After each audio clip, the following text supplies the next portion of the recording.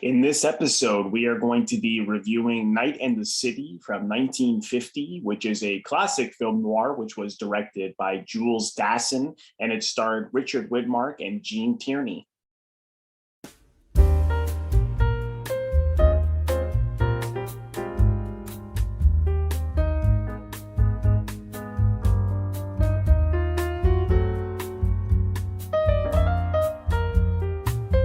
Welcome to Robert Bellissimo at the Movies.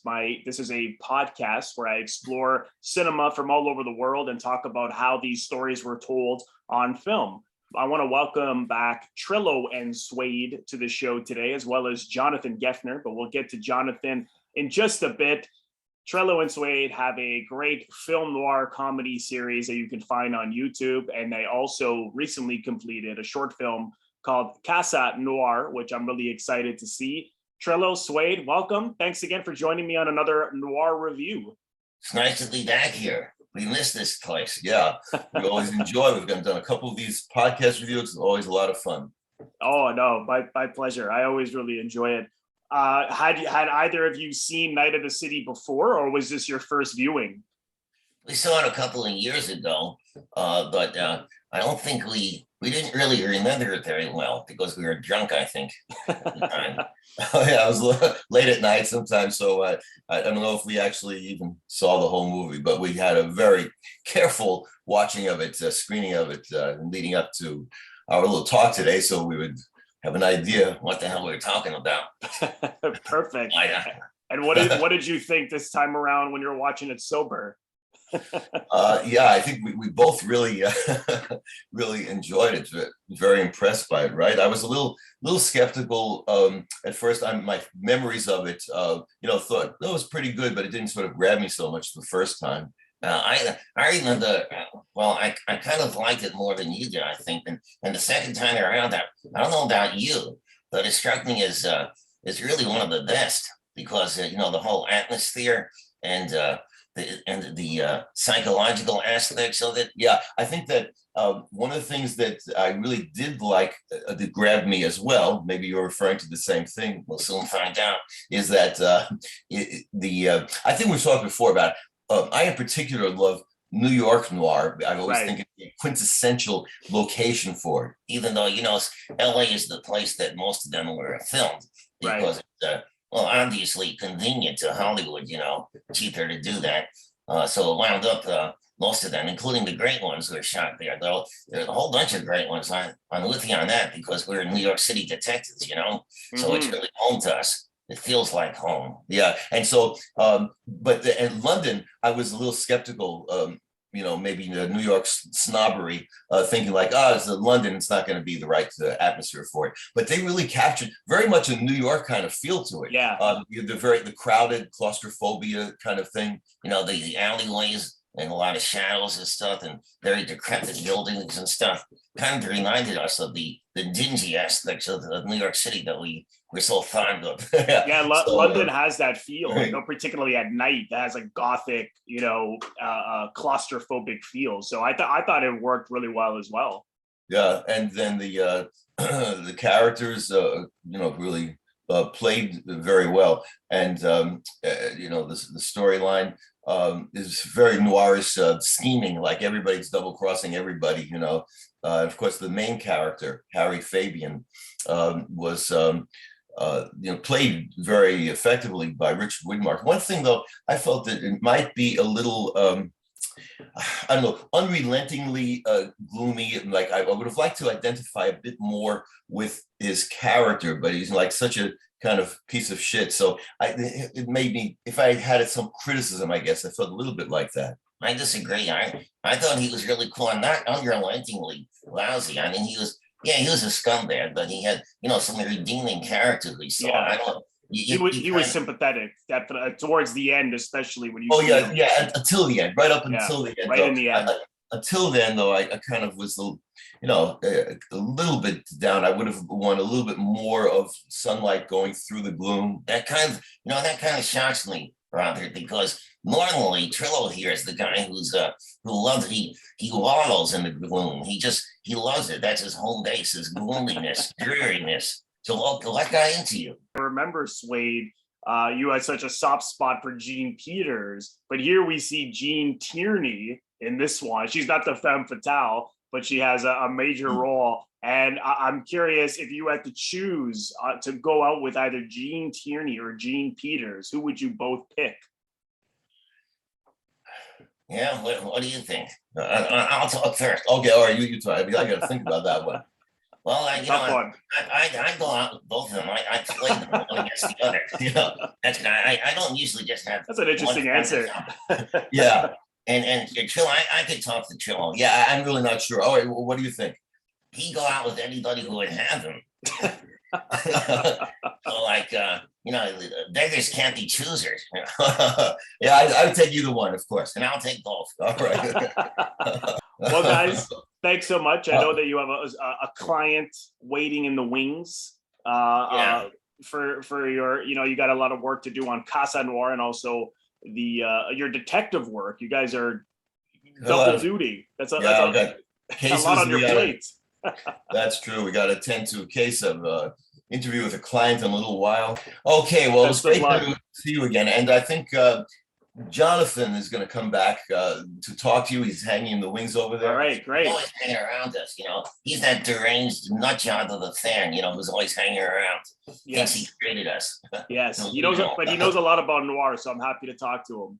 Well, let's hope so. He eat their tens. Okay, we'll see if he's there. All right, guys. We'll see you soon. Well, this is, I'm really glad that we're talking about this today because I also saw it about, I think, maybe 10 years ago. And I always liked it, but I liked it a lot more this time around.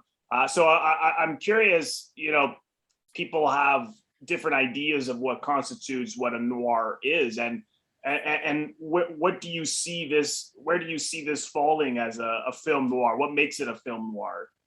Oh, I think it has a lot of important elements as far as the atmosphere being. I think I overheard Trillo and Suede talking about the claustrophobia of the alleyways and the grungy, dingy streets and shadowy. So all atmospherically, cinematically shot with a lot of shadows. It fits in the film noir category very well. The double crossing, the scheming that everybody's double crossing each other, and that is very noirish, right? And then the protagonist, Richard Widmark, playing Harry Fabian, is very much a noir kind of protagonist. The very troubled, beleaguered, and hopeless kind of character, right? Yeah, we have the feeling, pure hustler. Right.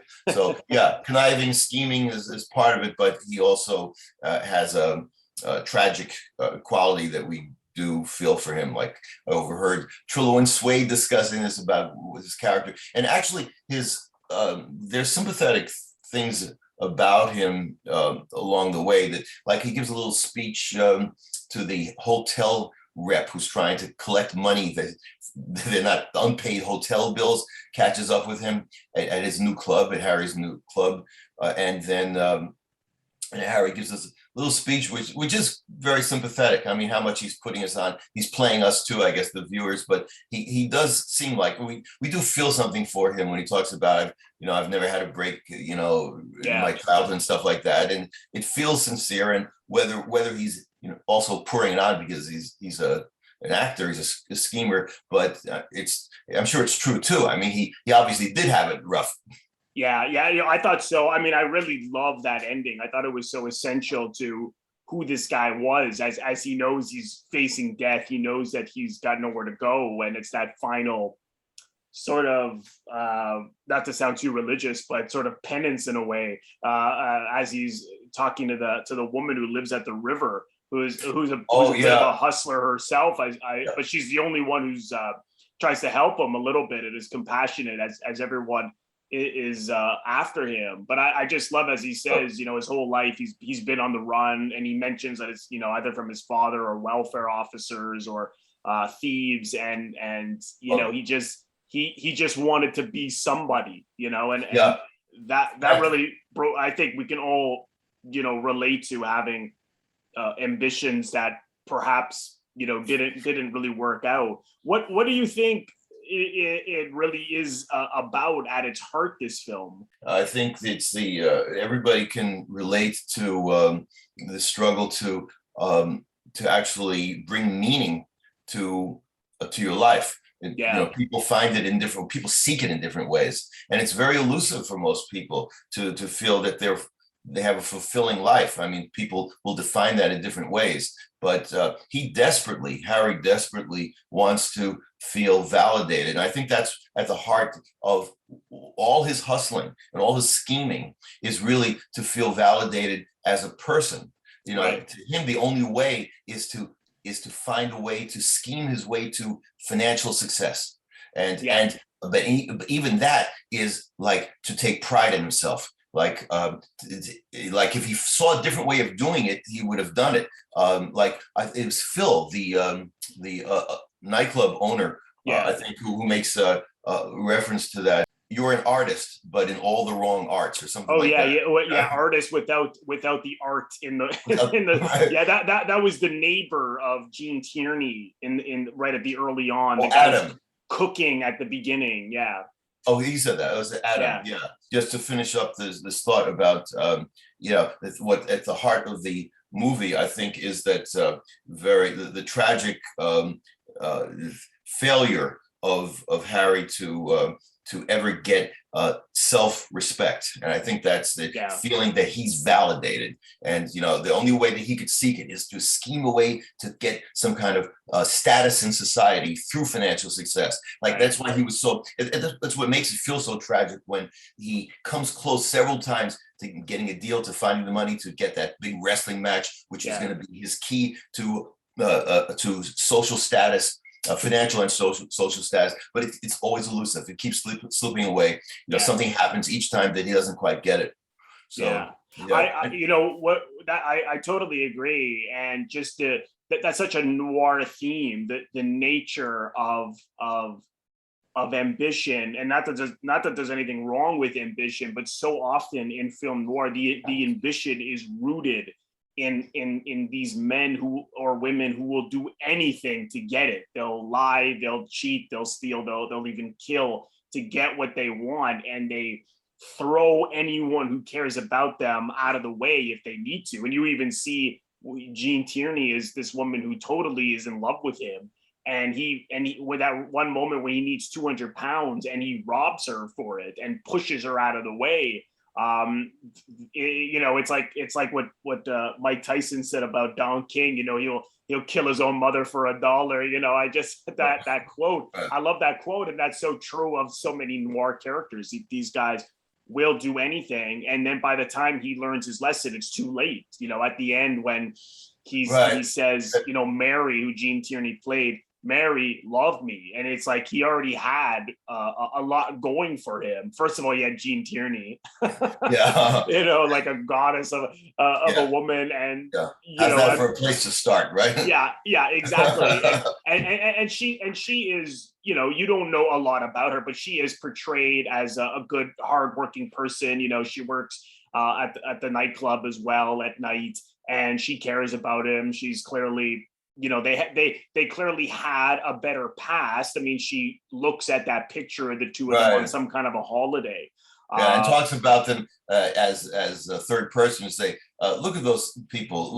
Look at the life ahead of them. Talking about themselves. Because it feels so different to her looking at them just from a couple of years ago. That was. And you don't really know what happened. I mean, obviously he's been in this type of hustling light world his whole life, but perhaps he had maybe not stopped, but maybe it wasn't as much of a problem, because you see early on in the film as they introduce who he is, that he's hustling guys to go to that nightclub. It's not, and they pay him to do it, and it's not like, okay, that's it's not like such a crime. I mean, it wasn't like he was doing anything that was so bad. So maybe he was just doing small hustles with his club. But then obviously things just, get out of hand as his ambition, keeps taking over. And it starts where guy's chasing him, right? For some debt that he has, right? That's a great opening. first of all, the shots, the aerial shots of London at night, very atmospheric and Yeah, yeah, very very noir type of setting that it establishes. And then the first shot we have of him is being chased. How I love it. appropriate, right? Yeah, And also that he's very dapper. He dresses very well. He looks kind of snazzy the way he dresses, which is a good contrast between the fact that he's really desperate and frenetic and scared. Right. He's more of a prey, but he tries to look like he's a predator, and he tries to act to be a predator on others. But he's not a very successful predator because at heart he's a prey. He's more of a prey. Oh, absolutely. It's like the old saying, "Fake it till you'll make it," right? And that's very much what he's doing. He fakes it till he can make it. You know what I thought was interesting with just looking at the way in which they told the story. It's actually told in a very traditional plot sense, conventional sense. Not that conventional plots are necessarily always bad. They're usually not to my taste, as I like a more unconventional character-driven storytelling. But I mean, we certainly get our introduction of who these people are. So that when the inciting incident comes, we know how they may or may not handle it. And then we have our goals, our objectives. Everyone has very clear goals, objectives and obstacles. And it's all very, very clear. But what I liked about what they want revealed so much about who they were. It's not just that, that there's their good guys and they're the bad guys, and there's these plots that they're trying to overcome. It's all shades of gray, because every single character is sympathetic to an extent, but everything that they want says so much about who they are. I mean, just looking at, Philip and Helen, for example, all Philip wants is for his wife to love him, and but he's going about it the wrong way. And Helen, she's I guess would be sort of the femme fatale, because she's using this guy, living with this, because he's wealthy and he's, the really heavy guy, and he has to literally like assault her just to get a kiss. And she smacks him, and her whole journey was trying to get a license in order to start her own club, so she can leave him. So all these things reveal so much about who these people were, whether they're sympathetic or not. It's done really well, because as you alluded to, the characters, they're multi-layered. They're not, cardboard or one-dimensional. It's really nice how they show this not all black and white of anybody. I mean, including Helen as the femme fatale. We also sympathize that, I mean, she's being controlled by him. He gives her all presents and everything she wants, but it's never her money. She doesn't have any money. She can't be independent. So she's stuck with him. That's his way. He's trying to hold on to her. So we feel for him that he's so desperate to keep her. That's the only way he could think of doing it, by controlling her. And we're sympathetic to her in that she's being controlled. She wants to have her own life, to her own status, her own. Yeah, exactly. Yeah, I really like that. And I really, I like that. I don't know if you noticed this, but so often there's pictures of her everywhere. Yes, and he's constantly looking at before he spoke to anyone. It's a very small. It's not like Dassin, the director, was zooming in on it and making a real point of it. It's very subtle, and you see that he's every time he looks. The door. He opens the door, and then we see in the back his picture. A picture of his wife, and you see that it's killing him, that she doesn't literally love kills him. Yeah. Literally at the end. And I mean, that scene was kind of spooky when she goes back to him, and he says, "You will come back and I'll take you back." But I guess it was just, it was one too many times. I get the impression that she's left before, and he left her nothing in the will, as that the woman, one of the women were like the hanger-ons there. It was sort of creepy, like how she was, I forget what that character's name was, but how she just sort of was, cackling at the fact that he left her everything, and she was such a minor. Who the hell was she? Yeah. Is it possible you think that he changed the will when she left, though? When Helen left, maybe he. I think so. Yeah, I I think. think it was Yeah. just, it was the only way he could get back at her, because he knew that ultimately that's what she wanted above all, was nothing to do with him. So I think he just couldn't keep, the pain was just too much. And so I'll I can't live with or without her, so to speak. So I'll kill myself and leave her nothing.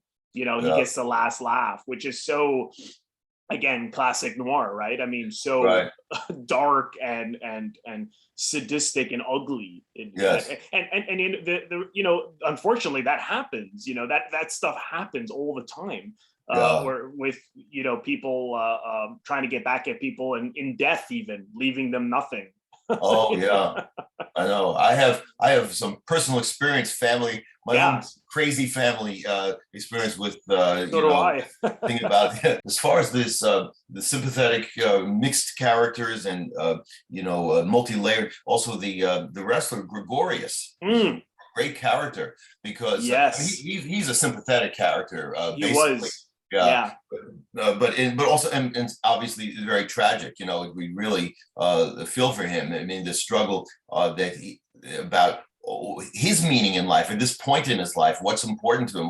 What is he going to still make a stand for? Of course, he's played by Harry to get involved in his scheme of the big wrestling match. But the reason he does it is for he feels unappreciated after going through a career where he had notoriety and adulation, but now he feels like he's been cast aside. Now, Greco-Roman wrestling, the pure wrestling, has no respect and no value anymore in society, where right. this crappy fake wrestling is going on, Yeah. and it has taken over. And so here's his chance. Harry plays him for that, and he feels he's sucked into it because he's desperate to regain that recognition. Well, that was an really interesting part of the story, because Gregorius's son Christo is the one who now runs the wrestling Yeah, that's very popular, which is right, more of like the WWE type of like right. soap opera storyline wrestling. The And forerunner to that. yeah, Yeah. exactly. I mean, this is obviously a lot earlier than that started, but I, he says later to Philip, you know, that the, this he is not, because at first I thought he was threatened because Harry was going to be a competitor with this style of, with this new wrestling, these wrestling events he was going to put on with Gregorius, the Greco-Roman style of wrestling. But then, as he says, he knows that no one is going to go to see that stuff, because it was out of style, out of fashion. He even Right, tells his father, no one wants to see that anymore. And he's basically a businessman, right. and he wants to give people what they want in order to make money. So when I saw Harry want to do this, I wasn't sure if he was actually trying to hustle Gregorius. I thought maybe he actually believed that this was going to be big again. It's like, as soon as he sees him, I Right. wasn't too sure if he actually was hustling. I know he was hustling him later, as he had to bring one of the other wrestlers that the style of wrestling he hated in, and Strangler. the Strangler, and he convinced him. He set up this little skit Yeah. where Gregorius would want to fight that guy, or to fight Right. his fighter. But I Yeah. don't know. Did you feel he was really hustling him? I know that Christo saw it that way. Well, I think he was hustling to get him into it, to make it legit, and to give him some kind of clout in his mind. I mean, that's what he believed. I believe that Harry believed that, but so I mean, he was obviously hustling to get involved in this. But if you're referring to whether Harry believed that it's going to work, or was just a one-time scam, I think that it was pretty clear that Harry believed it's not going to be a one-time event, and Right. that, like, he's going to grab the money and run. I think that Harry believed that foolish, in his typical foolish manner, naive manner, that this is going to be the start of a big thing. Like, he's going to bring back Greco he put so much stake in Gregorius, so much hope in Gregorius's ability to make things happen, that he thought it's going to be a massive event that's going to lead to a resurgence. Yes. And Yeah. he'll be the king. Yeah. Yeah. And I think another proof of that, or indication of that, is also a moment when, do you recall after when he first sets up his club and preparing for this big event, he gets a delivery boy in a box brings a huge desk nameplate, and he puts it on the desk. And and there's a moment which is really great where a shot to where he looks at it, and the expression on Richard Widmark's face, the actor, is really great. Like it looks like he's lusting after this thing, and he strokes it in a kind of sexual manner. Like he's just completely in love with this. So I think to him this meant the world. Is like it's beyond one event. It's like this is making my nameplate, Harry Fabian, promoter, is like, this is my dream come true. So I think he thought he saw the stars. This is everything's gonna come out of this. Yeah, I totally agree. He really believed it. Even at the end, as he was saying to the woman on the river, he's like, I had wrestling in the palm of my hands to have the biggest wrestling events. And he's totally delusional. I mean, so far as from Christo's point of view, who certainly seemed to know a lot more about this industry, I thought he was a more trustworthy person to believe that was out of fashion and that no one was interested. But it all stemmed from his place of wanting to, be somebody, to have not just be a quick cash hustles. What was interesting is that he was a good hustler. I mean, you see that he was very capable of thinking very fast on his feet to convince people of what he wants in order to hustle them. But he was a bad businessman. That was the big difference. I mean, everyone around town knew that, because he always had ideas. He always had ideas that he wanted to follow through, but they were always terrible ideas, and they were just rooted in his insecurity. And you see that when he was telling Philip about it early in the film, and he's so excited, and Philip laughing hysterically, and you see how mad he was getting, and it was because it was rooted in his insecurity, because people are probably laughed at him all the time. So I found that quite interesting. That's a great moment that you mentioned there too. I was going to mention that the moment when he first approaches Phil about his scheme, and Phil just laughs hysterically, demonically, sardonically, and to like a ridiculous, exaggerated amount, like unrealistically, like just going on, which is perfect for that moment, because it so exemplifies for us the discrepancy between the two of them, the Phil who is successful in his nightclub venture and everything, and the desperate character Harry, who stakes his whole life on the next scheme, and this is the scheme right now. And you can see how mortified he is, because we see his whole life that predates this, about leading up to this, as you say, that surely people have been laughing at him his whole life, and putting him down, and humiliating him. And it's like, so to have Phil laugh demonically at him is just beyond what he could take. I thought that was such a great, really, really great scene. What I also really found interesting was when Harry was trying to borrow money from people to start these wrestling matches. All of the various hustlers he goes to for money, they had the most bizarre and just ridiculous hustles of their own, like that the one guy who was using beggars and homeless people as a business, and just putting signs on them that they were like servicemen in order to seem more sympathetic, and they're bringing like a cut of the money to him. It's like, man, I mean, how did they think? I mean, I wonder if anyone's done that. I couldn't help but laugh, but at the same time I just thought it's ridiculous. I don't know if what you thought of those various characters. Well, I mean, they seemed believable, because desperate times brings desperate measures. Harry, as we saw towards the end, Gregorius dies, and it wasn't really his fault. I mean, he was basically being blamed for it, and Christo wants him dead. So, Yeah. as we saw, he gets the word out, 1,000 pounds to anyone who can find him and bring him to me.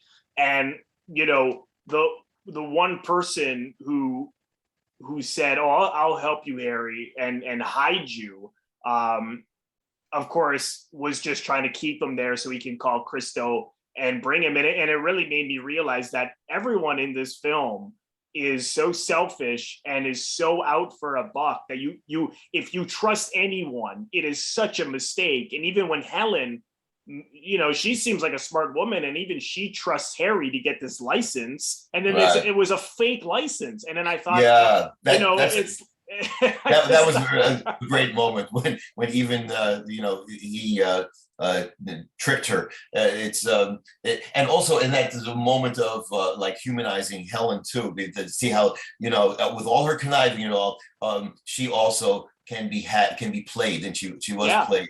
And that's so noir. That's one of the very satisfying things about, like, everywhere you turn, nobody can be trusted. Everybody is swindling the next one, scamming the next one. Absolutely. And in the world that they're in, there's no friends, there's no one and if you trust anyone, it's from a moment of pure weakness. And we saw that when Helen trusts Harry and when Harry trusts his friend, it was purely just a huge mistake on their end.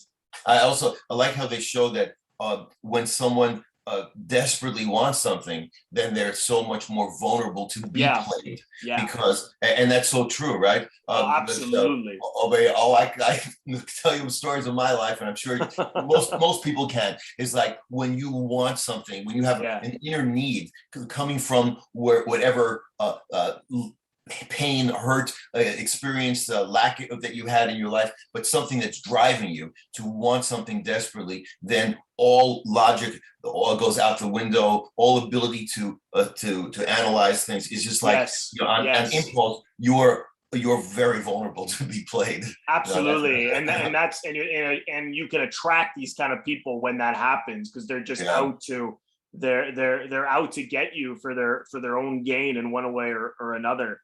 Just looking at the performances, I actually thought everybody was really, really good. And I heard Jules Dassin say, because they had to do this so quickly, because I'm sure you read this, he was in the process of being blacklisted. Oh, that I know. Yeah, I read that. Yeah. And 20th Century Fox, the head Daryl Zanuck said, go out to England, shoot this movie. We got to start shooting it quickly and do the most expensive scenes first, so that they can't fire you if they do blacklist you. So you have the studio on the hook if you get really deep into the production. So he hadn't even read the book, and he just got an idea of what it was about. And him and the various screenwriters, Joe Eisinger and someone just looking at the IMDb credits, Austin Dempster was a contributing writer. They wrote the script, and he didn't even get to cast a lot of the actors. So he showed up where it was casted and everything. And he said he was so pleasantly surprised because, for example, as Philip, it was Francis L. Sullivan, and Christo was Herbert Lom, and Helen was Googie Withers, and they were just really, really fantastic. And of course, Gregorius was a real wrestler. Stanislav Zabisco. That was a great choice. Yeah, who was a famous wrestler that, I'm not sure if you read this, but Dassin was a fan of his from a kid. And they were like, who should we get? And he's like, we got to get this guy Zabisco. And apparently Zanuck thought he was dead. And they found him. They found him working somewhere in New Jersey. And he's a school crossing guard or something, or guard or something. A security guard, I think, at a school. Something like that. And he did it, and he was great. It was to the point where, that scene where he's dying. Apparently, Richard Woodmark was watching and dug his nails into Dassin because he thought the guy was literally dying. He thought it was so convincing. Oh wow, I didn't hear that one. But he was only in one other film, but it was previous to this. But I imagine because his build, his accent, everything, he really could only probably do certain kind of parts. I was surprised though he was never even like a heavy in anything else. I mean, I could certainly see him in anything else, but he never did anything else. But I thought he was great. What did you think of Widmark or Tierney or anyone else in this? I thought it was very well cast for everybody. Widmark, it's right up his alley. The one thing I can say about Widmark that I was thinking is that I would have liked to have him underplay a little in the earlier scenes. If I was the director, I would have said, underplay a bit. You react. Let us see it, but not as like the very first scene with Mary, where he explodes, with his first his enthusiasm about the scheme, and then his anger when she won't give him the money this time. I would have liked to have it build more gradually, so that in later scenes when he explodes, it would be even more forceful, more impactful. That's a personal choice. Yeah. I thought there was just a degree of effort in everything he was doing. Where if you watch him in like Pick Up on South Street, he was much more effortless. Even when he was angry, it was. I didn't feel he was pushing, and I felt sometimes he was pushing it. It wasn't that it was bad. It was just there was an element of effort to it. Yes, I mean, part of it is justified or made sense in that his character here was different from Pickup, because in Pickup on South Street, he was more of a self-assured character. And so it fit more that he wouldn't lose it in that manner so easily. Whereas here, his insecurity is a big part of his character, but. But I still would have liked to see him underplay it more, a little under the surface. It's verging on overacting at times. I agree. Until later, I think it would have, like the last couple of scenes where he's at his wit's end again. That would have been okay to let it all out, but not so many times. He did it too many times. And it just wasn't very organic. I think. When you see him as he's more comfortable when he is a self-assured, he plays that so perfectly in something like, Pick Up on South Street, very cocky. I mean, he was a very good actor. I just felt sometimes he pushed it. I thought Jean Tierney was really, really good. I don't know her work very, very well. I know, I haven't seen Far From Heaven. I've seen Laura, but I don't know what you thought about her. I thought she was really great. Yes, I think she was, as she was in Laura. This is, I don't know if you read, but I read that she was going through a very bad psychological state condition. She was suicidal, and that who was it who got her? I think she was married to a famous director at that time. I forgot who it was who got her this job. I don't think it was. I mean, it wasn't this director, Zanuck apparently knew that she was suicidal over some kind. I guess it was Zanuck. Maybe it wasn't. Yeah, it was Zanuck probably who then said, "We got to cast her quickly in a movie. Get her mind off herself. Let it get involved in a project." So she had to focus on that for at least for that amount of time. But she played it very believably and I thought so as well. Yeah. And at the end, I mean, it was so, he for once tries to do something for her, and he's, you just think when he tells her, "Oh, go tell Krista that you know where I am, so he'll give you the $1,000," and that he's running out to make Krista give her the money, like it was one last hustle. And I just thought the way in which he was killed was so it was just like this quiet, brutal death where the strangler strangles him literally and just throws him in the river. I just thought, it doesn't get any darker. Right. I love how they did that, because with all the buildup, the long chase where he's trying futilely to escape everyone who's pursuing him. We know it's hopeless at that point. Yeah. But there's a big tension and lead up, and the emotional scene with Mary, final scene, and then finally the Strangler catches him and just kills him very quickly and dumps him easily. It's like I like the matter of factness of almost anticlimactic moments of that. Made it even more chilling. I don't know if you ever saw the De Niro remake of this. No, I didn't. I just, when I was Googling this a little in preparation for talking to you about it, I noticed that there was that remake, but I didn't see it. Did you see it? I saw it many years ago because when I first got interested in film and acting, De Niro was such an inspiration. So I wanted to just see everything with him. And I saw it. I only can remember, certain scenes. I've been meaning to see it again, but I think critically speaking, it's, considered not very, very good. I read about it that they changed the wrestling venue to boxing. Yeah. Interesting, because boxing is more of a very typical, often used venue within film noirs. It's, representative of tough, gritty, the street life kind of atmosphere and hard hitting. It's metaphors for all kinds of things. But I thought it was great that they had wrestling. That was an interesting choice. Yeah, and it fit. I think it fit the personalities of what was going on, because wrestling is the fact that the wrestling world that we're presented with, that it has taken over, as evidenced by Christo being the chief, of all the wrestling that's in London at that time. It's something that is much more obviously fake. Like, it's all fake. Like, boxing has a lot of crookedness in it, which fits too. It has people taking falls and the mob being involved in boxing, that kind of stuff. But wrestling, like as is presented at that moment in history, is like all fake. It's become all completely fake, and that fits. And that's what Harry is driven right into that world, and he's all fake. It's that's a good point. That's a good point. I didn't put that together. I think it really was a metaphor for very much who he was in a lot of ways. I actually thought that fight that Gregorius and the Strangler has was really captivating. I sort of was numb, it sort of grabbed me by the throat, and I was really rooting for Gregorius, and then see him almost lose.